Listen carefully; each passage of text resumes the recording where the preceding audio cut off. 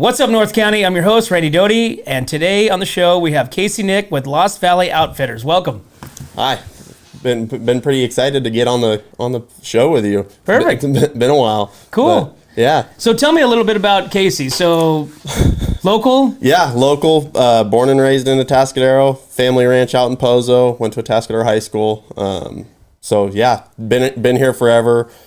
Been hunting since a kid, and then grew it into Lost Valley Outfitters. Now I do it for a living. So you're pretty young, right? Yeah, 27. 27 years old, and so growing up in Atascadero, kind of, I mean, we, like I said before, we've lived in this different area of, California. Exactly. So rural, I guess, city, town, beach. I mean, we're kind of exposed to all the elements, exactly, that people have to travel to go see things. Exactly. And so you raised on the ranch. Yep. Raised on hunting. Yep.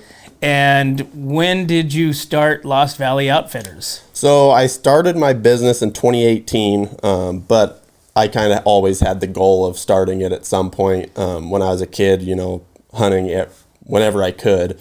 Once I graduated high school, went through I need to have a real job right. era, and then finally decided, hey, I need to make this work somehow. So I started the business, and I was working full time when I started the business, so it was on the weekends when I could take. What were you doing before this? So I was a diesel mechanic actually for construction companies. So okay. So yeah, doing that full time, and guiding on the weekends, kind of starting to try and build, had the website and growing it as I could. But it was a side gig from the start. I was totally content with being just a part-time, have fun with it, enjoy it while I could.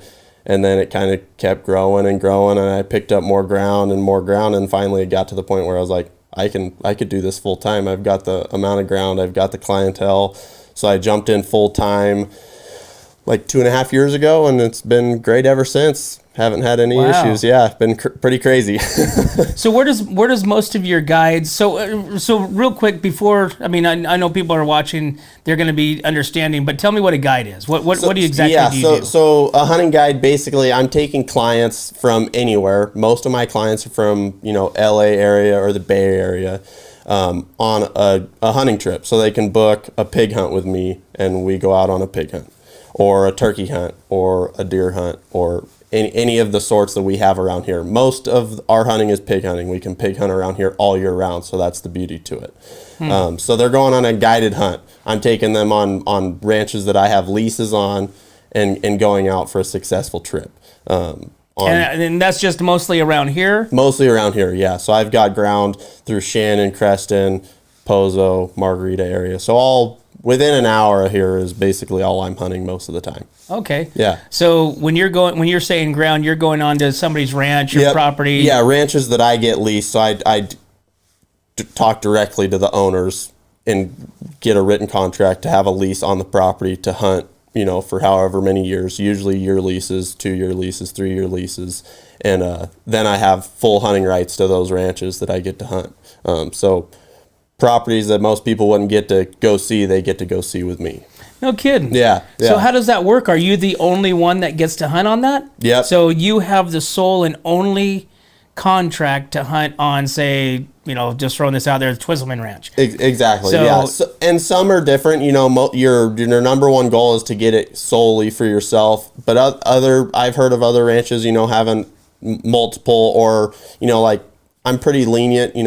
Families have kids or whatnot that want to go hunt. Just tell me when you want to go hunt, and I won't be out there that weekend. I've got other leases. So you make it work for your landowners, so they're happy, you're happy, everyone wins. So it always kind of just depends. But yeah, most of the time you're getting it solely for yourself as the outfit to take your clients. No kidding. Yeah. So what are some of the ranches that you guide on? Yeah, so I've got some of the Filipponis out in Creston, Noel Ryan out in Creston. I've got some properties in Shandon as well. Pozo, my family ranch, the Nick Ranch, and then multiples. So I've got a little over 45,000 acres total right now. Oh, wow. Yeah, yeah. And so are you always out there knocking on doors saying, hey, how do I get on this ranch? Always, you're always trying to stay in the loop. You know, it's a big business around here. Actually, there's multiple outfitters, so a lot of ranches are already leased. But you're always trying to stay in the loop when leases are coming up, or if they're looking for someone else. Making bids, making offers. So it's highly competitive. So it's always a nonstop. You're always making phone calls and discussing with people, making those connections. You know, like stuff like this. In your head, you'll pop up. Oh, I know this place with pigs. Maybe they would want someone to hunt it, and then they realize that they can make a profit on it, and boom, another door opens. So interesting. Yeah. That's pretty cool. Now, would you say that you're probably the youngest one that has the guided tours around here? Yeah, one of the younger. Okay. I started guiding when I was 17, so you can start young, but typically you start with someone else. You're working for an outfit. When I started my business, I was 23, so I would say I was probably one of the younger to start one around here, and definitely one of the younger. For sure. And so, I mean, this is a lot of, and I use this word lightly, old family money, these ranches. Yeah. And so you almost have to have it's not just like, hey, I'm Casey Nick and I just want to go, shoot some pigs on your property. It's like, you got to know people. Exactly. It takes a lot, for me, it's a hard one because exactly what you're talking about. Most of the ranchers around here are, in their 50s. So they see little old me, 27, walking up, and they're like, "What does this kid want?" Right. So you have to prove that you're up to the task for one, and then kind of negotiate from there. It becomes a process, really. You have to meet them first, get that connection, hopefully get a mutual respect between the two, right. And then hopefully warm up to that, because it is hard being so much younger than the landowner. Sometimes they don't want to see that. and it's almost, when you meet a rancher, anybody that's ever, that lives around here or grown up and met, the old timers, there's a certain way, things that you do, things that you say, things you shouldn't do, things that you shouldn't say, the way that you act, that can immediately either make them like you or immediately hate you. Yeah, exactly. And there's no going back. Exactly. It's either once they get that first impression or that, hey, guess what? I don't like this guy. Yeah. It doesn't matter. You can give me $1 million for each person that comes out. It's not going to happen. Exactly. So... Yeah. So how do you go over that hurdle? I would say most of it's luck, to be honest with you. You have to be a likable person. I think I'm lucky in that aspect where I have pretty good luck with most people liking me in that sense. Just because it's all conversation. Exactly what you're saying. You can have a conversation with someone and bring up the wrong person, and they're like, "Oh, yep, don't like you." Right. Because this North County, it's big, but it's got a small town vibe to it where everyone knows everyone. So if you bring up the wrong person or the right person, that has leniency. Luckily with my family being cattle ranchers, my dad knows quite a few people, so that helps me a little bit. But you got to kind of create your own brand to an extent. You have to break into that barrier and hey, I'm not using my parents' backgrounds or my last name as the brand. You break into those hurdles and you just make it happen. But at least helps you get, walking down the road. Exactly. So. And that's most of it. Someone's heard, most people have heard my last name one way, shape, or form. So when I come up, they're not totally blindsided by who is this kid. He's been a cattle rancher. He understands what to do and not to do on a cattle ranch, and making that an ease of mind thing too. Exactly. Oh, very cool. So we fast forward to 2023. The business is thriving. We are now in, would you say, turkey season? Yep. So turkey season, we're almost smack dab in the middle of it, getting to the tail end. So getting close to being done with that. Been a busy turkey season with all the rain that we had. It's been pretty crazy. Spring has definitely sprung out there. Flowers everywhere. Green grass, water still running all over. But yeah, turkey season right now. We're always pig hunting. So we're kind of double dipping right now with turkey hunting and pig hunting. A lot of clients like this time of year we can do a turkey pig combo, so they can go hunt a turkey and a pig on one trip, which is a pretty nonstop 2-day fun trip. But yeah, so definitely turkey season right now. And then, yeah, May and June are big time pig hunting seasons with, farmers having crops and the pigs wanting to get into that, barley, forage, any dry land farming. The pigs love it. So you got to try and keep them out of it. Wow. Yeah. So how does that work with when you have your guides? So is it a group? Do you take them in large groups? Yeah. Small groups?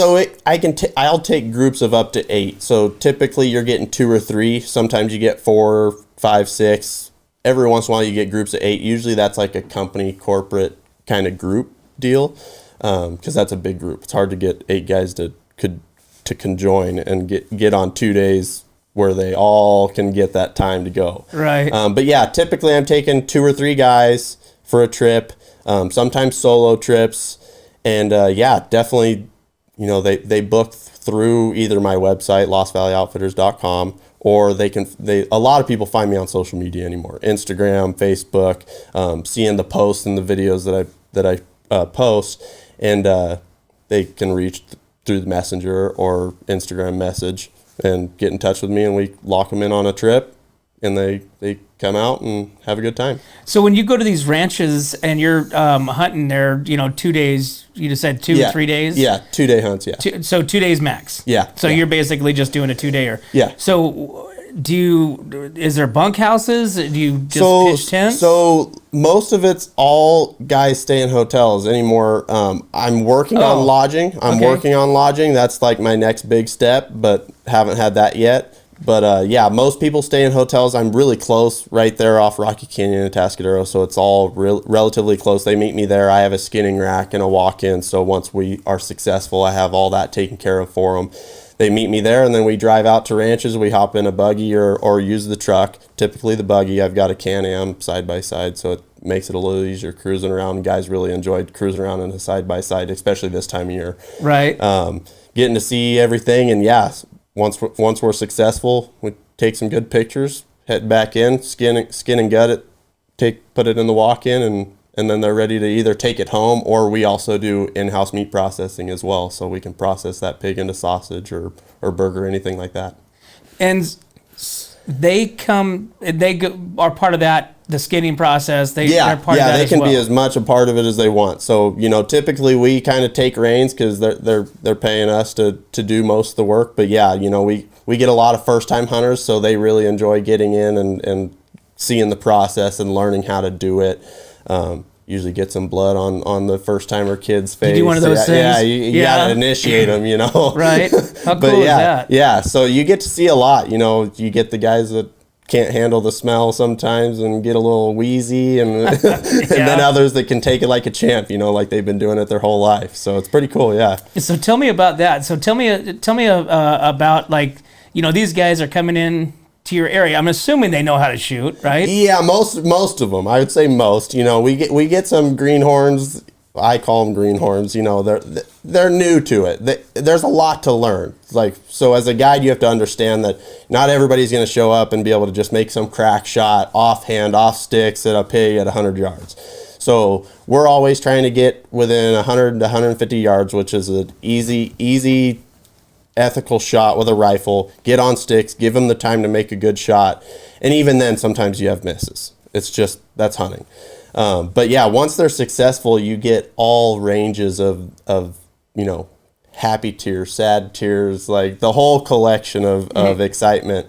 But it gives them a full respect for, they're eating something that they harvested and worked for. So it's a cool experience to see it from outside of what you feel. It's pretty cool. And that's probably got to be pretty, heart tugging on the kids, because the kids are coming out with dad. Yeah, fathers or their grandfather that handed down a rifle through the family. Yeah, you can see teach you how to, we live here in the big city, but we're gonna go and teach you how to hunt. And, do that kind of stuff. Yeah, you get to see some things that ends up being pretty rewarding on your side of it. To help that father-son or grandfather-grandson connect a little bit more than just at their family gatherings.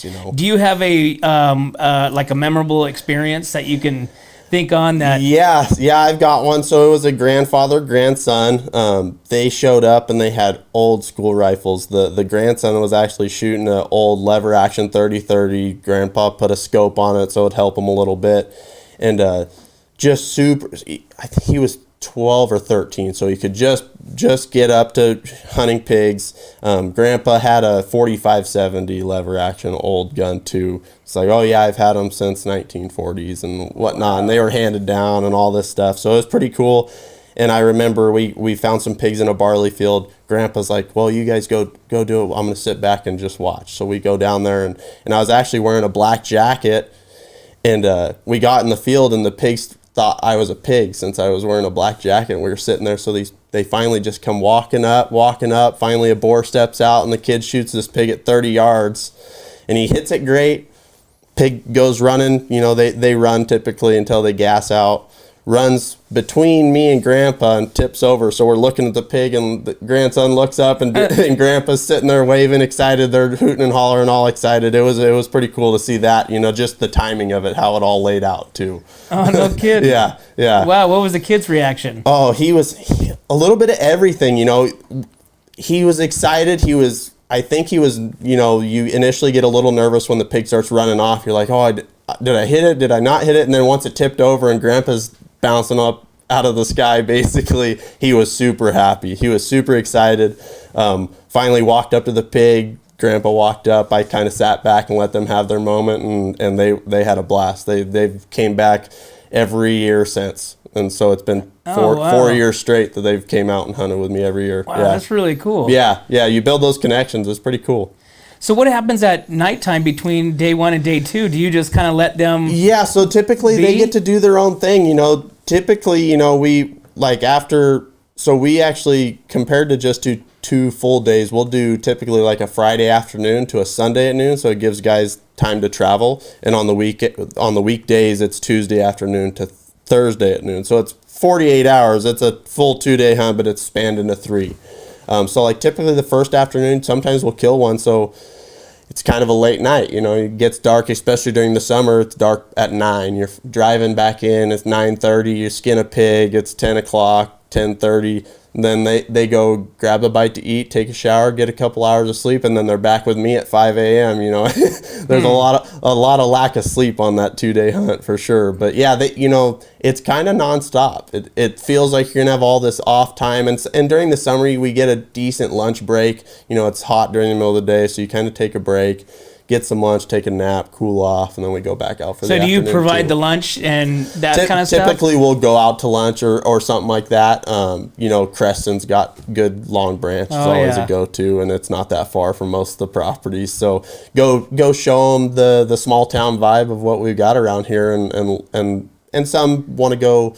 You know, it's a destination, so some of them will bring their wives and they'll be wine tasting while we're hunting, so they'll go meet up with them and get some lunch and have a sip of wine before they come back out. So it all depends on the client. We let them do what they want to do. We can hunt all day if they want to. I just, you know, like I was telling you, I don't know much about it, but I just keep envisioning like city slickers. Yeah, you know, you definitely get a handful of that for sure. You know, coming out. Yeah, you get guys that which. I support it. You know, we need more outdoor people. You know, we're getting overran with technology, and kids not want to play sports or go outdoors anymore. They just want to play their video games at home. So I am happy that social media has helped the hunting and the outdoor community a little bit in showing that it's not all bad. It's not just, you know, killing animals to kill animals. You know, we're hunting to provide for families and our friends and have an experience, be outdoors. No, that's awesome. That's a great way to look at it, because somebody thinks about, oh, you're just going out and killing things. Well, you're really not. You're killing for a purpose. Exactly. Especially around here, you know, our pig hunting is completely a management standpoint. You know, pigs repopulate like crazy. A sow, which is a female pig, can have up to 3 litters in 1 year, and they can have 8 to 10 piglets each time. So when you think about a group of 5 pigs, if you don't touch them for 5 years, that they turn in populated. a couple hundred really quick. Wow. So it becomes a management standpoint for cattle ranchers that need the grass to feed their cattle. You know, you need that pig population controlled so they're not terrorizing thousands of acres of grass that your cattle should be eating. Farmers, when they're dry land farming barley or forage, hay, those pigs get in there and terrorize it and eat it.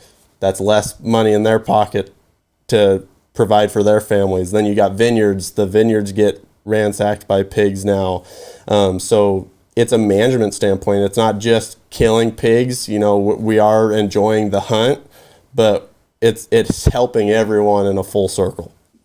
Now, you always hear hogs, you know, the wild boars, or, you know, wild boars, and they call them that for a reason. Yeah. So have you ever had a pretty touchy, experience with that? I've been, I try and stay really safe on that part of things. You know, if I even have a question in my mind that pig might not be fully done, hey, client, stay back. I'm gonna walk up and just make sure, because the last thing I want to see is a pig charge my clients. You know, that's the last thing I want to see. You know, that's an unsafe deal for my business too. Sure.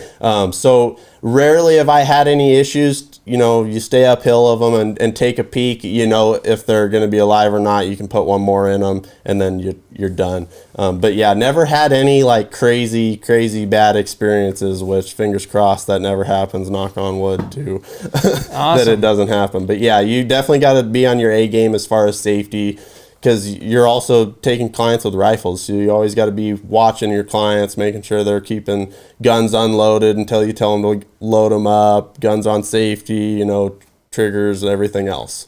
Very cool. Well, Casey, let's tell us how we get in touch with you. How does somebody reach out? How do they get these guided tours? Yeah, so you can look me up on Google, LostValleyOutfitters.com. Social media is Lost Valley Outfitters. You'll be able to find me pretty easily on all of that.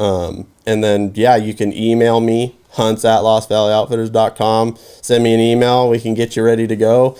We work through getting dates that work for both of us, and then we'll get you locked in with a deposit, and you're ready to come hunting with me once the date comes up. So if somebody calls you, gets in touch with you, what's a realistic time frame that they can book a hunt? So I book out pretty far. So like right now I'm booking in July, so typically it's 4 to 6 months in advance, which gives you plenty of time to start practicing with that rifle and get any gear that you didn't have that you need to get, or plan for the trip and all that. So it works out pretty good for most clients. It gives them plenty of time to get prepared. But yeah. Awesome. Yep. Casey, thanks for coming on the show. Awesome. Really appreciate it. Awesome. Appreciate it.